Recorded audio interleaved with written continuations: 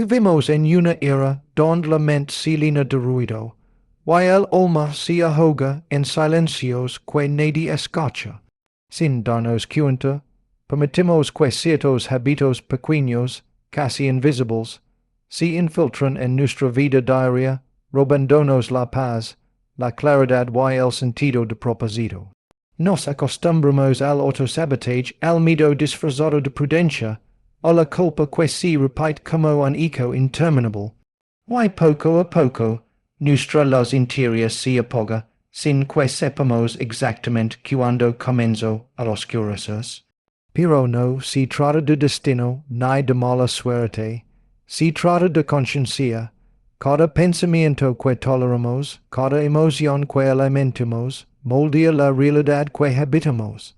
La mente puede ser nuestro mejor aliado o nuestro peor enemigo, y el alma es territorio sagrado donde reside lo más puro de nosotros, puede enfermar si la descuidamos.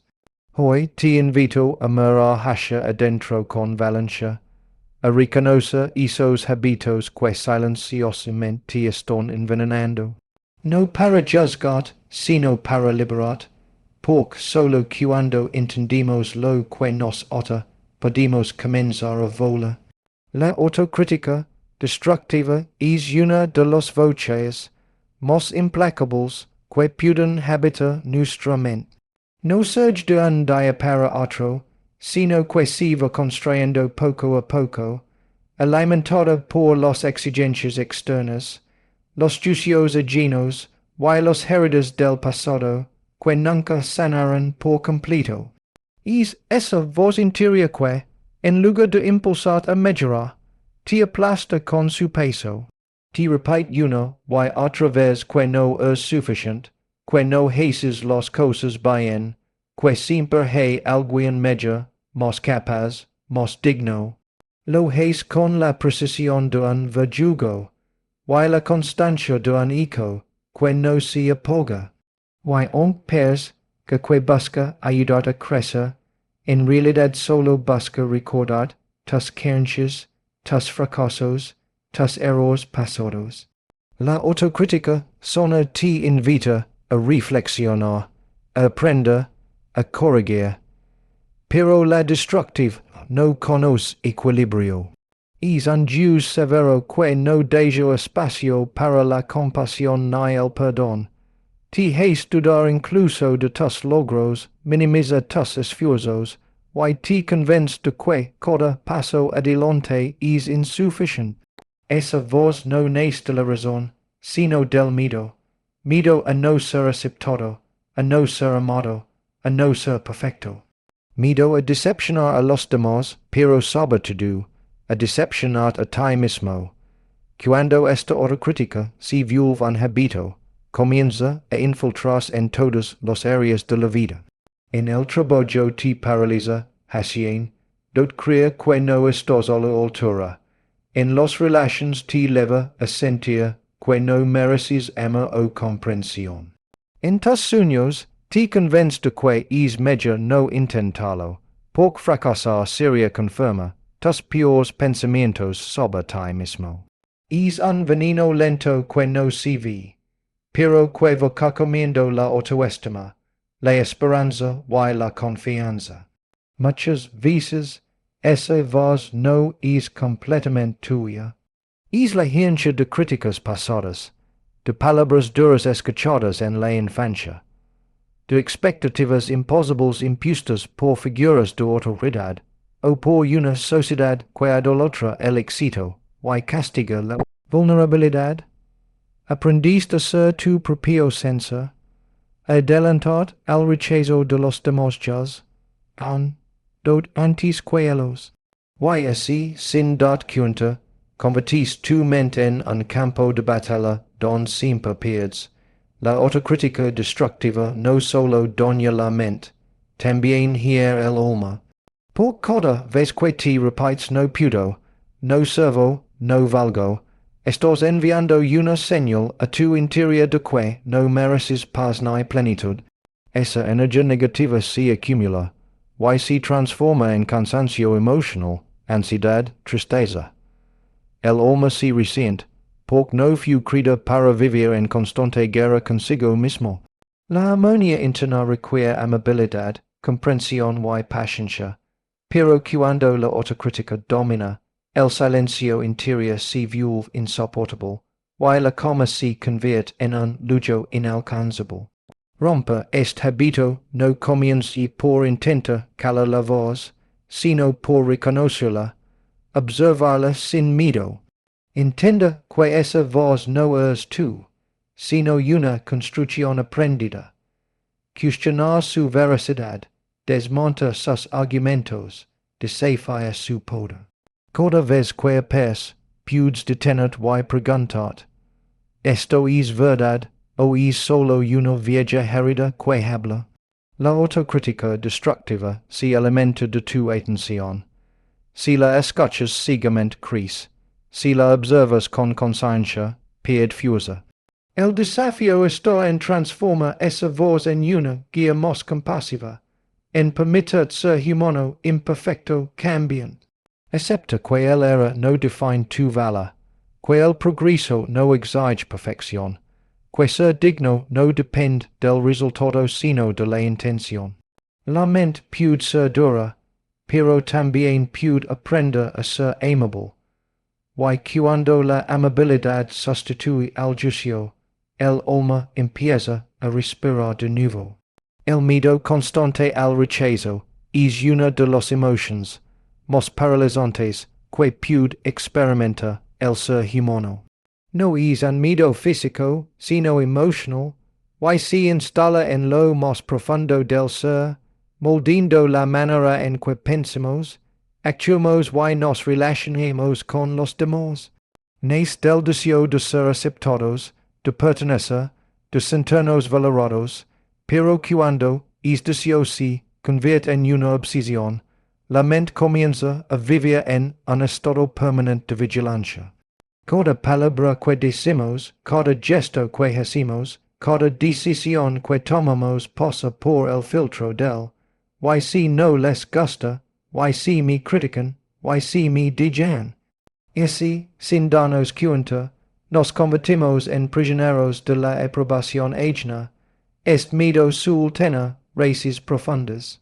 A veces provienen de experiencias pasadas de rechazo o humillación, de momentos en los que sí nos hizo sentir que no éramos suficientes. En otras ocasiones, se alimenta de entornos donde el amor y la aceptación estaban condicionados al rendimiento, a la obediencia o a la perfección. Cuando crecimos creyendo que el afecto debía ganarse, aprendimos a moldearnos para encajar, a disfrazar nuestra autenticidad por miedo a ser excluidos. Con el tiempo, esa costumbre se vuelve una segunda piel. Sonreímos cuando queremos lograr, decimos sí, cuando el alma grita no. Y calamos cuando la verdad quema en la garganta. El miedo al rechazo tiene un poder sutil, pero devastador. Nos empuja a complacer a todos menos a nosotros mismos. Nos hace vivir pendientes de las opiniones, interpretando miradas, analizando silencios, buscando señales de aprobación en cada interacción. Y lo más doloroso es que, cuanto más buscamos aceptación, más nos alejamos de nuestra esencia. Porque la autenticidad y el miedo al rechazo no pueden coexistir. Una flor solo cuando el otro desaparece. Este miedo también afecta la forma en que establecemos vínculos. En las relaciones personales, puede llevarnos a la dependencia emocional, a tolerar el maltrato o a aceptar menos de lo que merecemos solo por no cuidarnos solos. En el trabajo, puede hacernos invisibles, incapaces de defender nuestras ideas o límites por temer a perder el reconocimiento. En los sueños, puede ser la cadena que impide dar un paso hacia lo desconocido, porque el fracaso no se percibe como una oportunidad de aprendizaje, sino como una confirmación de que no valemos lo suficiente. La mente que vive con miedo al rechazo si vuelve una experta en anticipar escenarios negativos. Antes de hablar, imagina el juicio. Antes de actuar, imagina la crítica. Antes de mostrarse, imagina el abandono. Esa anticipación se convierte en un mecanismo de defensa, pero también en una trampa, porque al intentar evitar el dolor del rechazo, terminamos rechazándonos en nosotros mismos. Cada vez que nos negamos la oportunidad de ser auténticos, reforzamos la idea de que nuestra verdad no es digna de ser mostrada. El alma, por su parte, se resiente en silencio. Se marchita lentamente cuando siente que no puede expresarse con libertad. El miedo la encierra, la vuelve cautelosa, la hace dudar de su propio brillo. Y aunque desde fuera parezca que todo está bien, dentro hay un vacío que crece. El vacío de no sentirse realmente visto, de vivir en una máscara permanente, de estar rodeado de personas pero sentirse profundamente solo. Liberarse del miedo al rechazo implica mirar de frente la herida que lo originó. Reconocer que no todos los rechazos son una amenaza, que ser rechazado no equivale a no valer, y que la aprobación más importante es la que viene de uno mismo. La mente debe aprender que no necesita complacer para ser amada, y el alma necesita recordar que la autenticidad, aunque incomode a algunos, siempre atrae lo que realmente resuena con ella. Solo cuando digamos de tema al no de los demás, podemos empezar a decir en sí, profundo y sincero en nosotros mismos. La comparación con los demás es una de las trampas más silenciosas y destructivas en los que puede caer la mente. Se presenta como algo inocente, una simple observación, pero con el tiempo se convierte en una fuente constante de insatisfacción. Comienza cuando miramos a nuestro alrededor y vemos a otros que parecen tener más éxito, más belleza, más reconocimiento, más amor. La mente, en su intento de medir su propio valor, empieza a usar al otro como espejo, pero es espejo distorsiona. Refleja solo lo que falta, nunca lo que se tiene. Es una cadena interminable de pensamientos que alimentan la frustración, porque él puede y yo no, porque ella tiene lo que yo deseo, que me falta para ser igual. En esa búsqueda por equipararnos, perdimos de vista lo más importante, nuestra propia singularidad.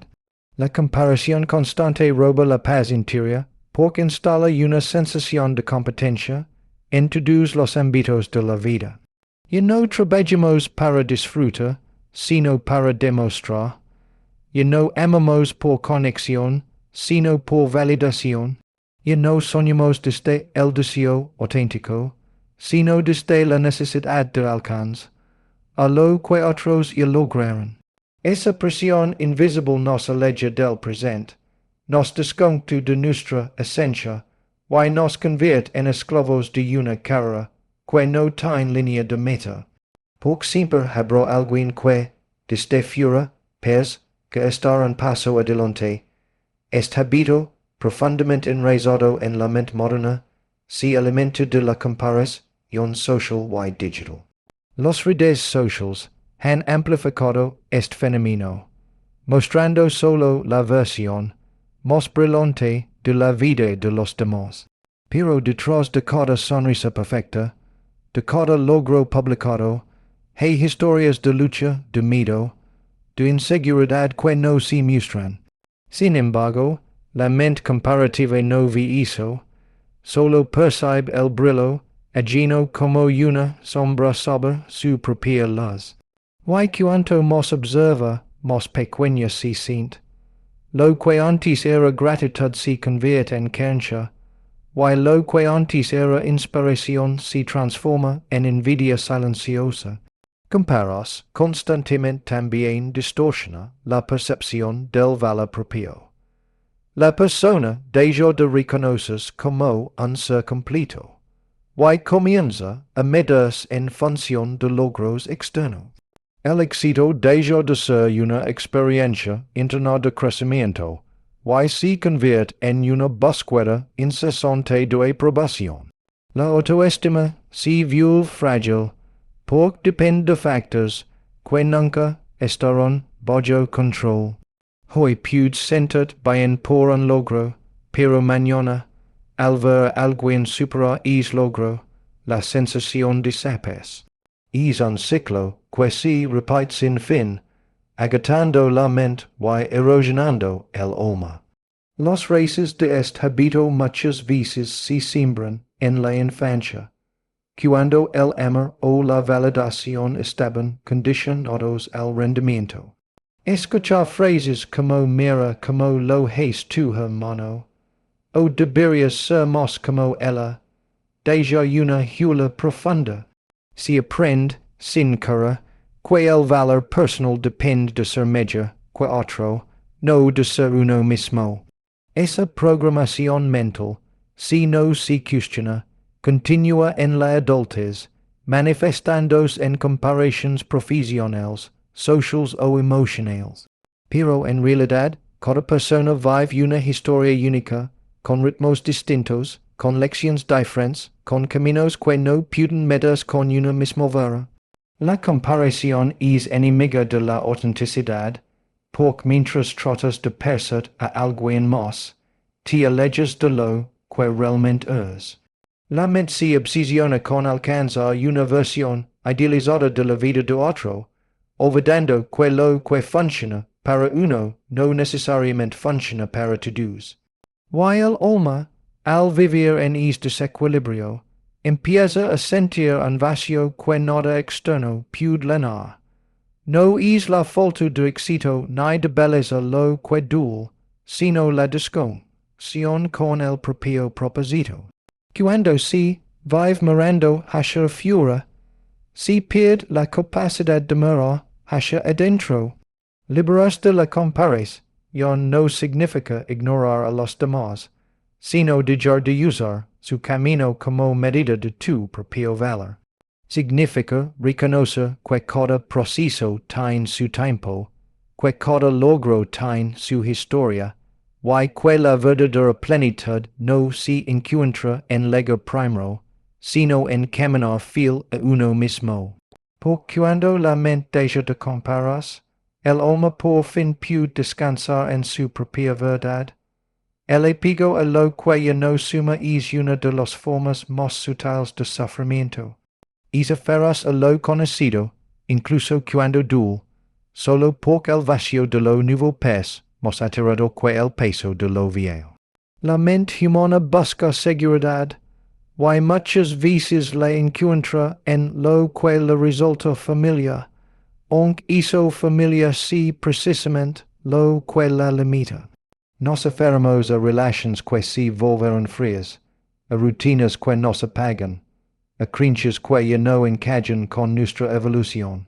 Lo hacemos por miedo a perder, por miedo a soltar, por miedo a quedarnos sin nada. Sin embargo, lo que no comprendemos es que mientras sostenemos lo que ya no tiene vida, seremos los monos a todo lo que podría venir a renovarnos.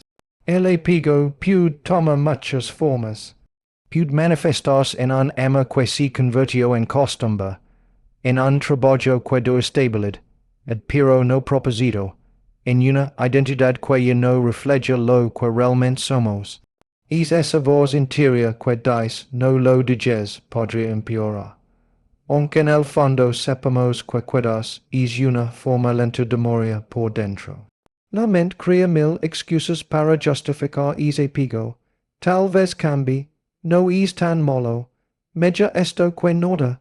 Pero el alma, que siempre busca expansión, comienza a sentirse atrapada, agotada, sin espacio para respirar.